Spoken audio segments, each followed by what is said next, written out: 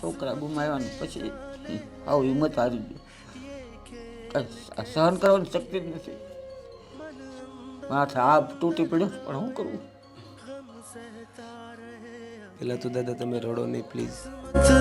जाने दिल ये खेल कैसे खेले मन अंदर. તો આજે પરિવારમાં કોઈ તમારા દીકરા કે એવું કોઈ નથી દાદા? દીકરા બે હતા. એક દીકરો નાનો રાજકોટ ભણાતો એ બે માણસ દખામ કપાઈ ગયો. ના મોટા છોકરાને પહેલાં પગ કપાઈ ગયો એક્સિડન્ટમાં, પછી એક કેન્સર થઈ ગયું. દવા બહુ કરી પણ લીલી વાડી હતી પણ બધું ઉજળ થઈ ગયું. તો દાદા હાલમાં અમે તમારી શું મદદ કરીએ જેથી તમને રાહત મળે? જે તમારી શક્તિ પ્રમાણે મદદ કરો. તમારો આભાર. બીજો શું તમને કહીએ. દુઃખ આમ અંદર